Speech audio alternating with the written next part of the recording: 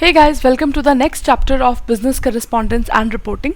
So today we are going to start with chapter number 12, and that is resume writing. Okay तो जब भी आप किसी company में जॉब करने जाते हैं राइट, तो सबसे पहले you have to submit your resume. Okay, आपको कई लोग रिज्यूमे भी बोलते हैं इसको राइट. तो firstly you have to submit your resume. उस रिज्यूम में आपकी पूरी अब तक की क्या क्वालिफिकेशन है, आपकी एकेडमिक्स, आप एजुकेशन वाइज क्या क्वालिफिकेशन है आपके पास, कहाँ कहाँ आपने जॉब की है, क्या क्या आपके अचीवमेंट्स हैं राइट. तो आप अपने रिज्यूम में वो सब लिखते हैं और जहाँ भी आप जॉब करना चाहते हैं वो आप वहाँ पे सबमिट कर देंगे. ओके, तो आपका रिज्यूम पढ़ के दे विल डिसाइड कि आपको इंटरव्यू के लिए बुलाना है या नहीं बुलाना है राइट. तो इसीलिए रिज्यूम अच्छे से लिखा होना चाहिए ताकि एक आपके रिगार्डिंग अच्छा इंप्रेशन पड़े और वो आपको किस चीज़ के लिए बुलाएं, आगे फर्दर इंटरव्यू के लिए बुलाएं. ओके, तो इस चैप्टर में से हमें लगभग 8 to 10 मार्क्स का क्वेश्चन तो आएगा राइट. तो 8 to 10 मार्क्स का क्वेश्चन इस चैप्टर में से आ सकता है. ओके, तो रिज्यूम क्या है बेसिकली?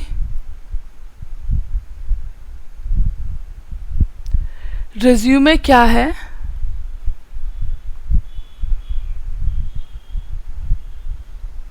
आपका फर्स्ट पॉइंट ऑफ कॉन्टैक्ट है okay with your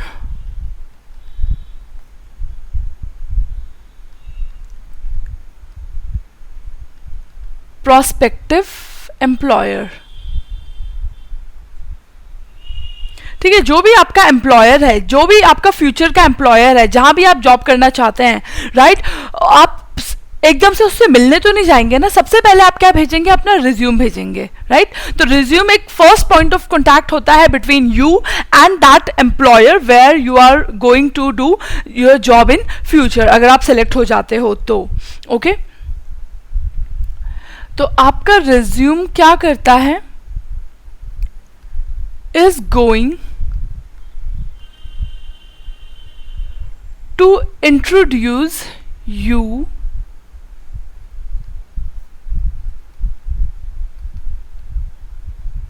to that person. बिना मिले ही आप दोनों के बीच में क्या होगा? एक इंट्रोडक्शन होगा राइट. आप अपने आप को इंट्रोड्यूस कर रहे होंगे अपने फेस टू फेस के थ्रू नहीं, अपने रिज्यूम के through right, without having met him.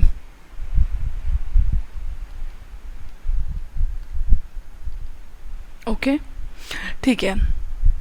तो रिज्यूम राइटिंग इस चैप्टर के कंटेंट्स हम क्या क्या पढ़ेंगे, what all are we going to study in this chapter is, firstly we will study introduction and then we will study cover letter,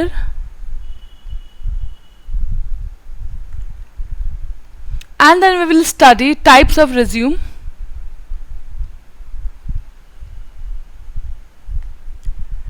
and उसके बाद we will study points to remember,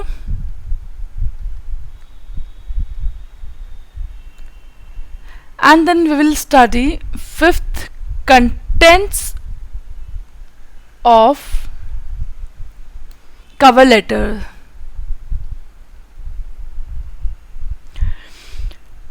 So let's get started. Introduction. Resume क्या है?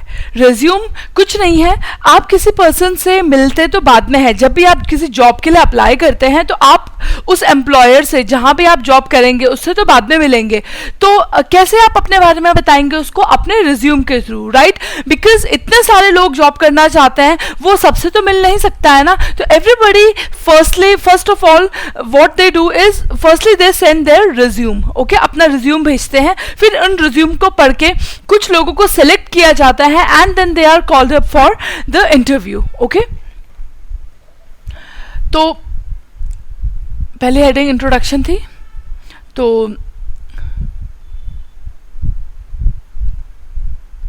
You don't need to tell एक और चीज, जब भी आप रिज्यूमे लिखते हैं, रिज्यूम लिखते हैं, तो अपने बारे में सब कुछ लिखने की जरूरत नहीं है कि मुझे ये गेम पसंद है, मुझे ये गेम पसंद है, नहीं, you don't need to write each and everything.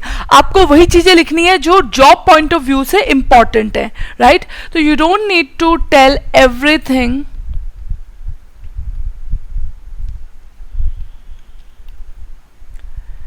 in your resume.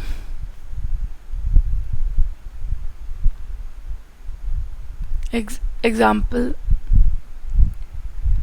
hobbies or your interest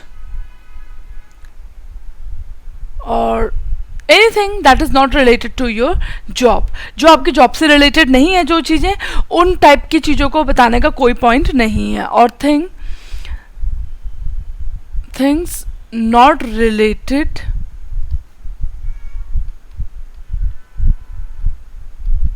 to your job, okay? तो रिज्यूमे एक ऐसा डॉक्यूमेंट होता है दैट इंट्रोड्यूसेस यू, जो आपका इंट्रोडक्शन कराता है।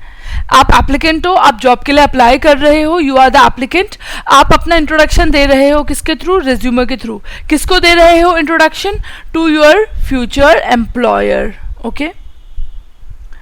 तो इट टेल्स देम, आपका रिज्यूम आपके बारे में बताएगा who you are, what you have done, और आप क्यों सेलेक्ट होने चाहिए, why you are the right person, right candidate for this job, okay? ठीक है, तो रिज्यूमे इफेक्टिव तरीके से लिखना बहुत इंपॉर्टेंट है। तो राइटिंग इट इफेक्टिवली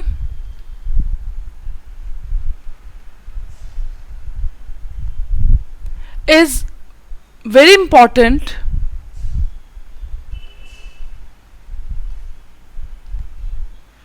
as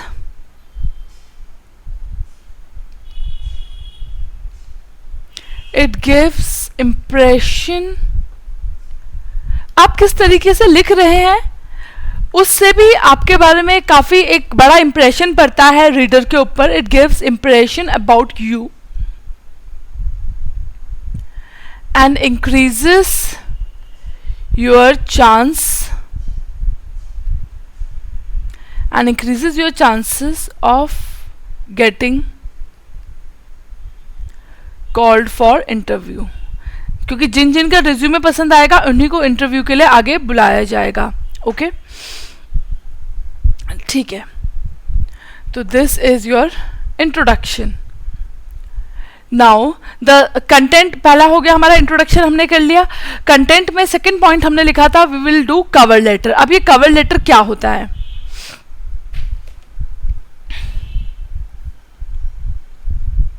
तो this was our first heading, this is our second heading.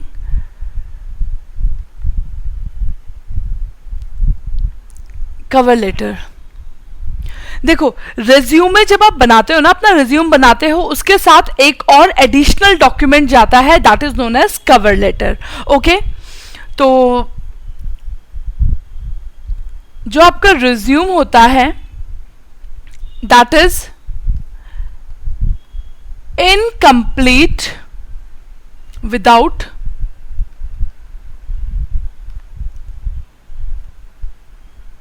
Cover letter, okay? Cover letter के बिना your resume is incomplete, okay? ठीक है, तो cover letter is a letter, cover letter एक ऐसा letter है that companies, जो किसके साथ जाता है? रिज्यूम के साथ जाता है, और it reflects your knowledge of the employer. देखो जब आपने रिज्यूम बनाया उसमें तो अपने अपने बारे में सब कुछ लिखा, ओके? कि मेरा क्या नाम है, मेरा क्या एड्रेस है, मेरी क्या क्वालिफिकेशंस है, मेरी पास्ट जॉब एक्सपीरियंस क्या है, वो सब तो you will mention in resume, okay? फिर एक और लेटर बनता है कवर लेटर, राइट? उस कवर लेटर में आप क्या लिखेंगे? आप सारी चीजें अपने बारे में तो रिज्यूम में लिख चुके हैं।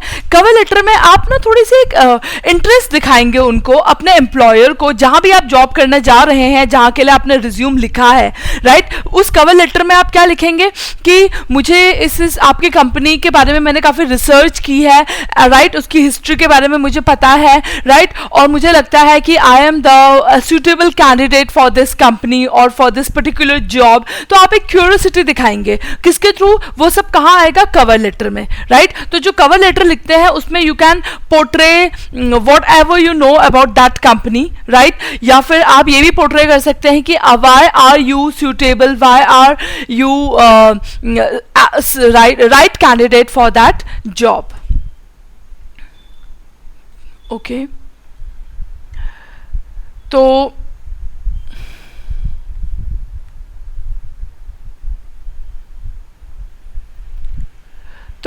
cover letter is an extra document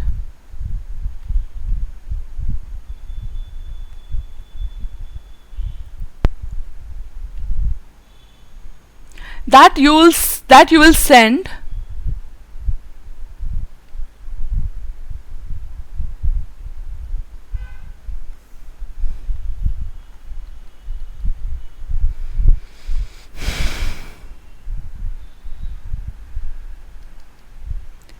you will send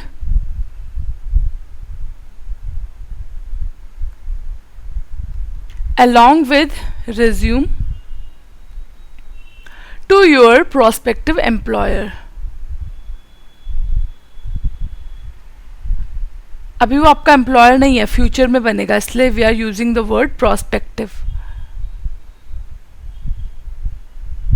prospective employer, okay।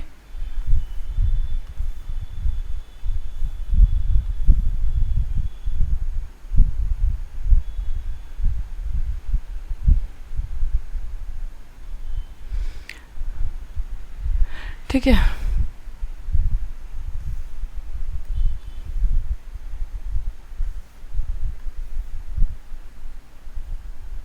ठीक है, prospective employer, full stop.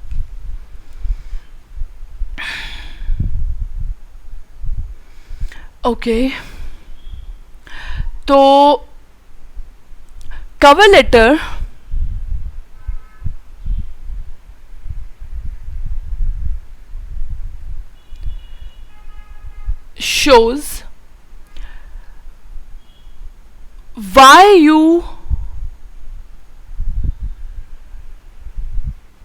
shows why you are interested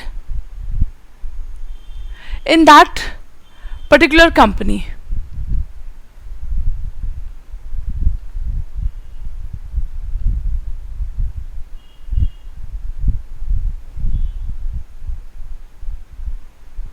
ठीक है, इन दैट पर्टिकुलर कंपनी। ठीक है,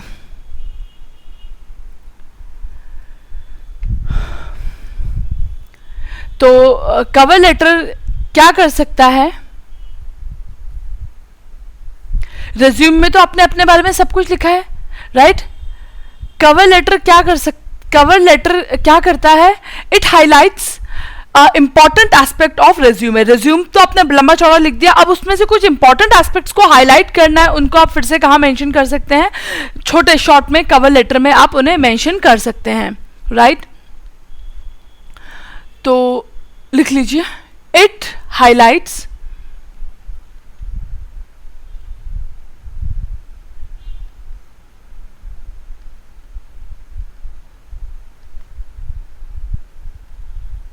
important aspects of your resume, okay. ठीक, तो कवर लेटर बेसिकली बताता है आप अपने एम्प्लॉयर को बता रहे हो कि आप क्यों इस जॉब में इंटरेस्टेड हो, आपने कंपनी के बारे में भी प्रॉपर रिसर्च की है and what all you know about that company, okay. तो बेसिकली उससे आपके एम्प्लॉयर को पता चलेगा कि आप कितना क्यूरियस हो उस कंपनी में जॉब करने के लिए, राइट। तो कवर लेटर एक तरीके से कन्विंस कर रहे हैं, आप अपने एम्प्लॉयर को कन्विंस कर रहे हैं that why are you interested in that particular company और दैट पर्टिकुलर जॉब, राइट। ठीक है, अब उसके बाद हमारा थर्ड कंटेंट में थर्ड टॉपिक जो हम कवर कर रहे थे that was types of resume, right. So our third heading is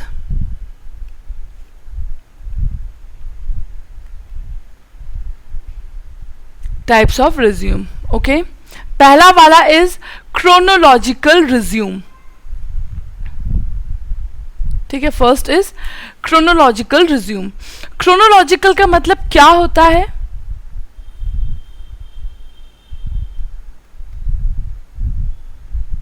chronological का मतलब होता है अरेंज करना in like descending order, right?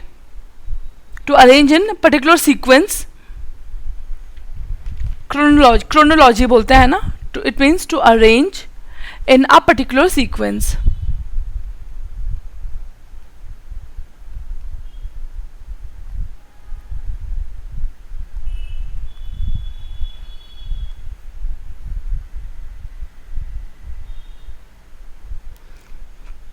Okay, तो यहाँ पे कौन सा सीक्वेंस फॉलो करना है? क्रोनोलॉजिकल रिज्यूम जब आप बनाएंगे तो डिसेंडिंग ऑर्डर आप फॉलो करेंगे. तो लिखिए here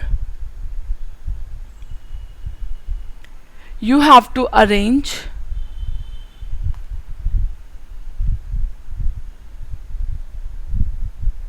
your data in descending order. Descending मतलब बड़े से छोटा.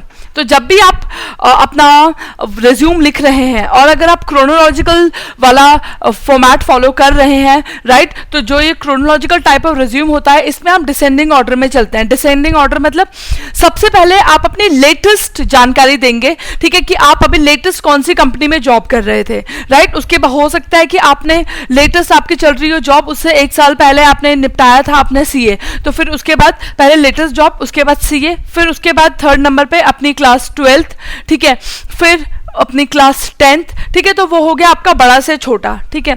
तो वो होता है, ये चलता है from latest to oldest, right. कई बार बच्चे क्या करते हैं, जब भी आप अपनी क्वालिफिकेशन मेंशन करते हैं तो पहले आप अपने क्लास 10th लिखते हैं, फिर 12th लिखते हैं, फिर बीकॉम, सीए, राइट. तो यहाँ पे उल्टा चलेगा. यहाँ पे सबसे पहले हम लेटेस्ट वाली चीज बताएंगे and then we will move towards the old things. Okay, तो यहाँ पे जो हमारा लेटेस्ट जॉब एक्सपीरियंस है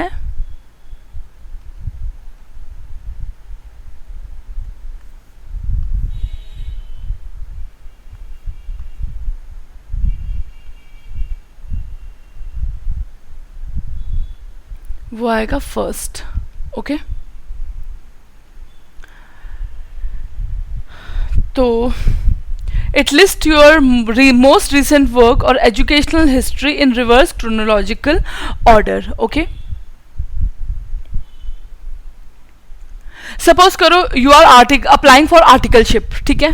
सपोज सीए फाउंडेशन के बाद सपोज करो you are applying for articleship in a CA firm. आप किसी सीए फर्म में आर्टिकलशिप करना चाहते हैं, तो आपने वहां के लिए रिज्यूम लिखा, ठीक है.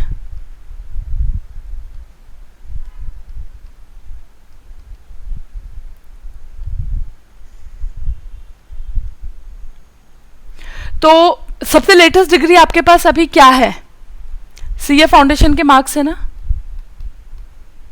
तो लेटेस्ट वाली पहले बता दीजिए.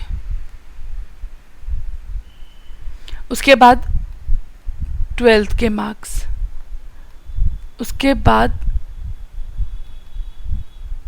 10th के मार्क्स. ओके, तो यहां पे हम चल रहे हैं लेटेस्ट टू ओल्डेस्ट में, राइट. ऐसा क्यों कर रहे हैं हम?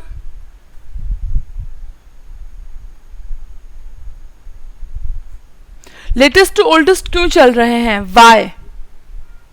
क्योंकि एज एन एम्प्लॉयर अगर मैं किसी को जॉब दे रही हूं, किसी ने मेरे यहाँ पे एप्लीकेशन दी है, तो मेरे को इस चीज से मतलब नहीं है कि उसने 10th में कितने मार्क्स लिए या 12th में कितने मार्क्स लिए. मुझे तो इस चीज में इंटरेस्ट होगा कि वो यहाँ से पहले कौन सी कंपनी में जॉब कर रहा था, उसका क्या वर्क एक्सपीरियंस है, राइट. तो बेटर ऑफ है क्रोनोलॉजिकल रिज्यूम में मुझे पहले क्या पता चलता है, उसकी लेटेस्ट चीज ही पता चलती है और उसी से मुझे मतलब है. ओके, तो as an employer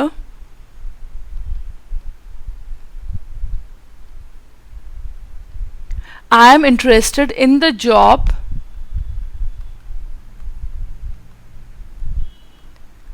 that applicant has done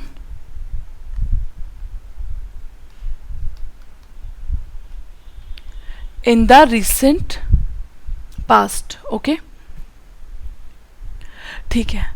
तो अब ये क्रोनोलॉजिकल रिज्यूम के हम एडवांटेजेस लिखते हैं. Advantages, right, they are not given in your this module, तो हम इसको separately we will write down.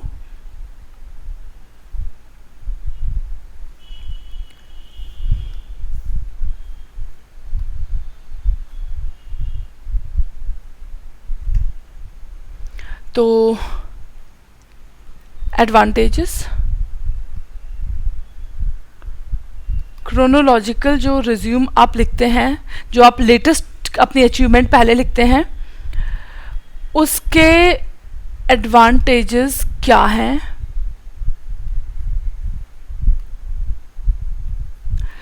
Right, तो पहला है it shows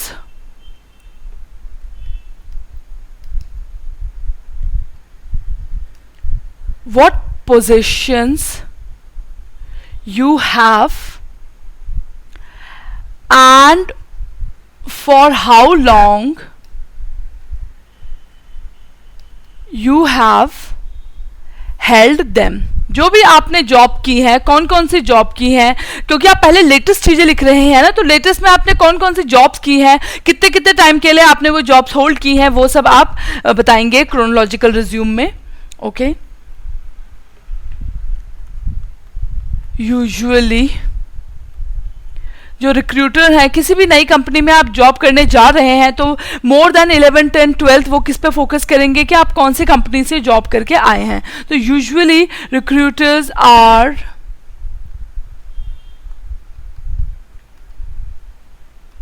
more interested in recent past, जो अभी हाल फिलहाल में आपने जॉब की है, not past. Okay. Third,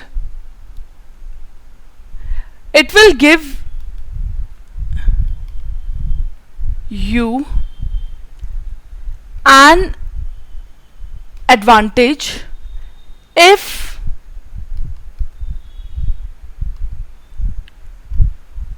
you have worked with good companies in recent past.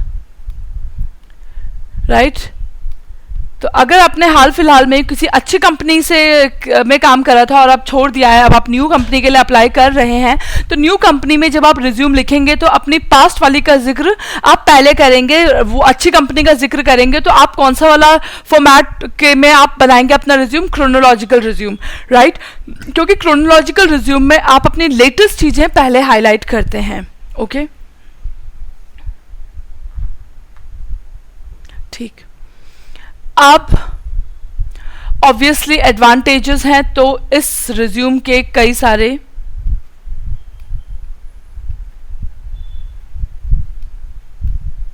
Disadvantages भी होंगे. ठीक है, अगर आपने रिसेंट पास में किसी कंपनी के साथ जॉब नहीं की due to any problem, right, तो फिर वो आपका चीज़ें डायरेक्टली हाईलाइट होंगी, क्योंकि आप लेटेस्ट में आप कोई जॉब नहीं दिखा रहे हैं. राइट, तो उससे आपका पता चल जाता है डायरेक्टली कि you haven't worked in recent past. ठीक है, तो वर्क गैप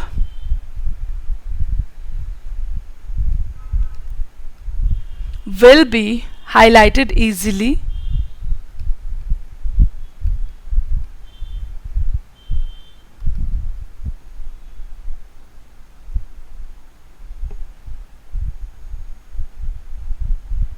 ठीक है, if you were not working in recent past,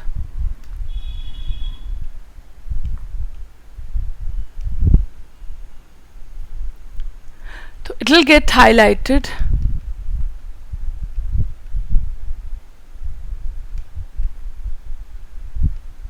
it will get highlighted easily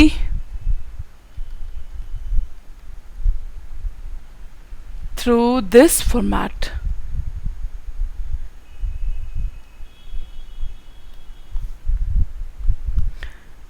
ठीक है, अगला, if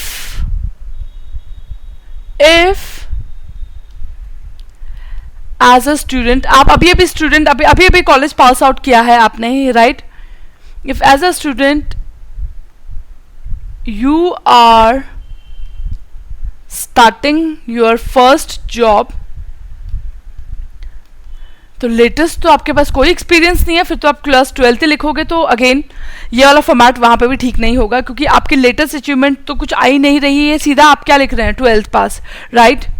तो if as a student you are starting your first job, तो this format is not appropriate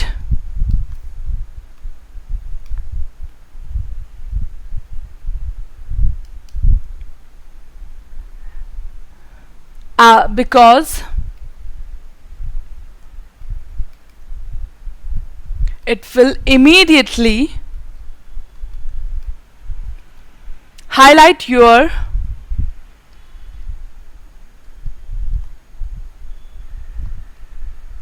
lack of experience.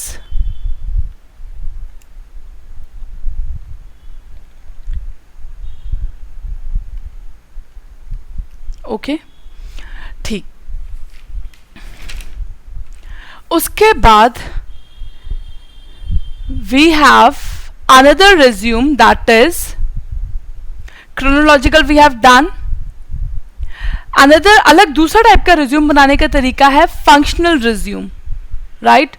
So let's check it out कि ये functional resume होता क्या है। ये फंक्शनल रिज्यूम में ना आप अपनी एजुकेशन वाली चीज को ज्यादा हाईलाइट करते हो रादर दैन जॉब वाली चीज, ओके? तो more importance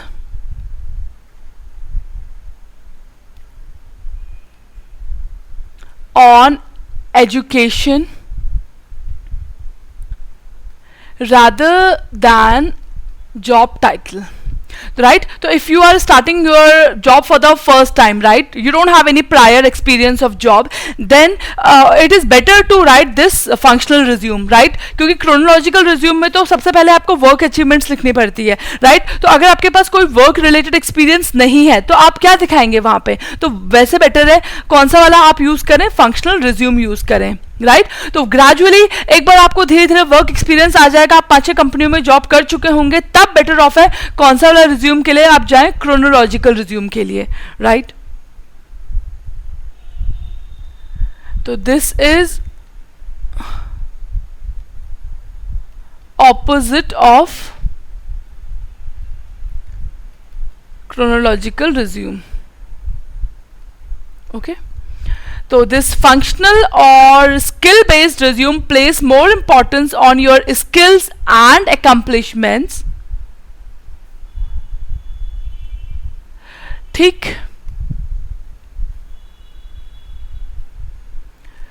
Job titles and where you have worked previously take on secondary importance, ठीक है?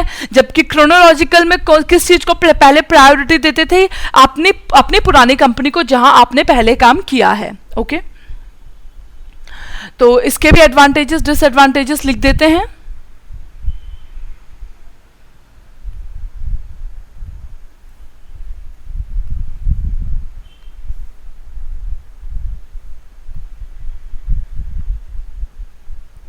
This was our chronological resume.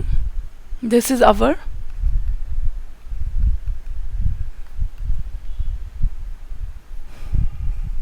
functional resume. Advantages.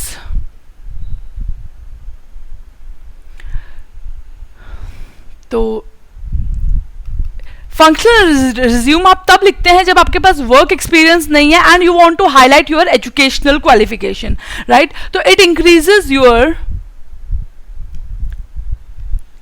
Chances of getting interview call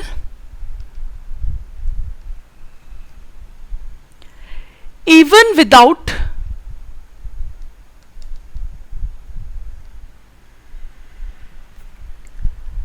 much work experience, right? क्योंकि आप work को highlight नहीं कर रहे हैं, आप अपनी एजुकेशन को हाईलाइट कर रहे हैं, 10th 12th फिर अपना जो भी आपने डिग्री करी है वो, राइट?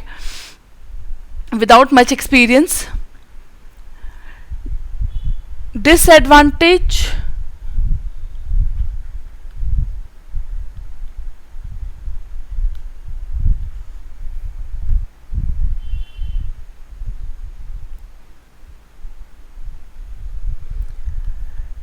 क्योंकि इसमें आप अपने वर्क रिलेटेड, रिसेंट पास्ट में वर्क रिलेटेड चीजों को इंपॉर्टेंस नहीं दे रहे हैं, तो एक डिसएडवांटेज है, does not focus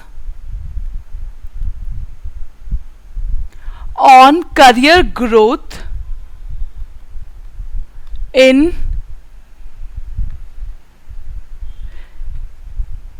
recent past. Okay,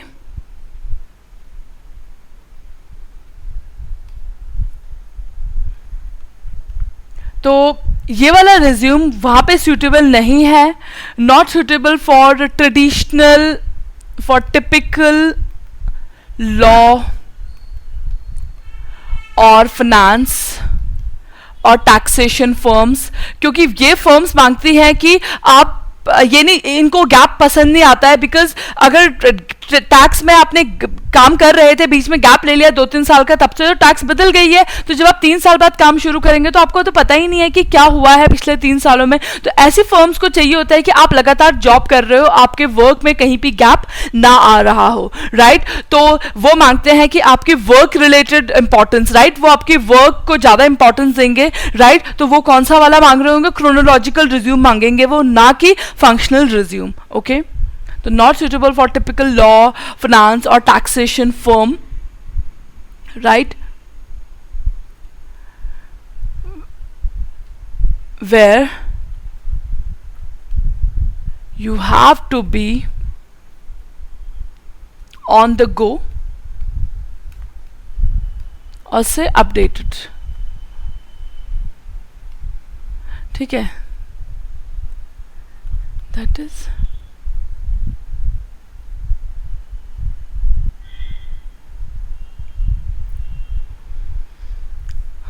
चलो छोड़ो इसको. ठीक है, तो अगर आपका काम में गैप आया है तो आपके पास वर्क रिलेटेड बताने के लिए कुछ नहीं है, सिर्फ एजुकेशन क्वालिफिकेशन ही है, तो वहां पे आप कौन सा वाला रिज्यूम लिखेंगे? Functional resume, right? और दूसरी जगह अगर आपके पास बहुत ज्यादा वर्क रिलेटेड एक्सपीरियंस है और आप उसको हाईलाइट करना चाहते हैं तो you will go for that chronological resume. Okay, ठीक है.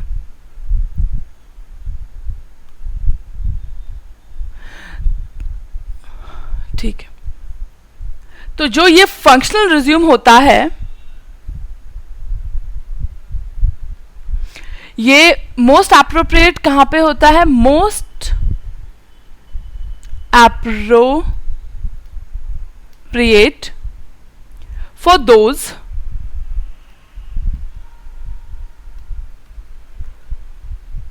who have gap in their careers. In their careers. Okay, next is combination resume. This is a combination of again chronological and functional resume. यहाँ पे आप mix बना रहे हैं, अपने education को भी हाईलाइट कर रहे हैं प्लस आप अपनी वर्क एक्सपीरियंस को भी हाईलाइट कर रहे हैं. तो ये तो उन लोगों के लिए जो हाईली स्पेशलाइज्ड हैं, राइट? वर्क में भी अच्छा है उनका और एजुकेशन वाइज भी अच्छा है. तो this is a mix of chronological plus functional resume. okay, ठीक है. तो ये रिज्यूम में आप क्या लिखेंगे? सबसे पहले आप अपनी एजुकेशन के बारे में लिख दीजिए. Mention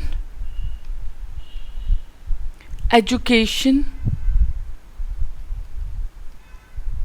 first,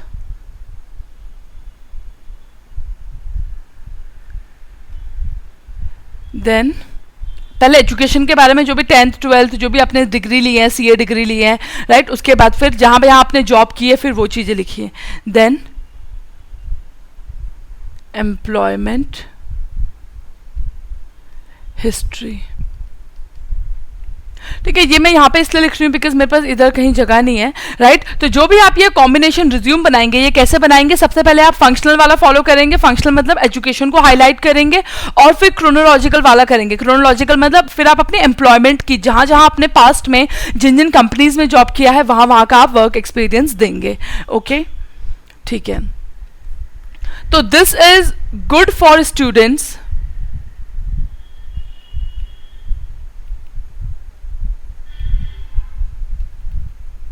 with strong accomplishments.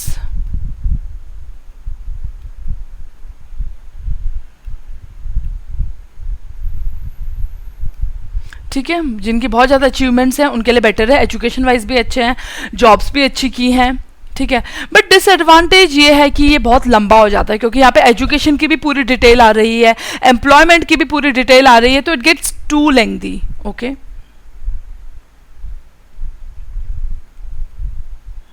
तो डिसएडवांटेज क्या है इसका? Becomes longer. ये वाला रिज्यूमे बहुत लंबा हो जाता है. ओके, दिस कॉम्बिनेशन रिज्यूम का एक डिसएडवांटेज है, इट बिकम्स टू लेंथी. ठीक, उसके बाद टाइप्स ऑफ रिज्यूमे हमने कर लिया है. थर्ड कंटेंट नंबर थर्ड हमारा था टाइप्स ऑफ रिज्यूम. ओके, उसके बाद है आपका नेक्स्ट दे रखा है इसमें, ये जो नीचे दे रखा है कॉन्टैक्ट इन्फॉर्मेशन, करियर प्रोफाइल, ये सब क्या है? आपका information required in resume. Okay, तो we will discuss this tomorrow, right. Thank you so much.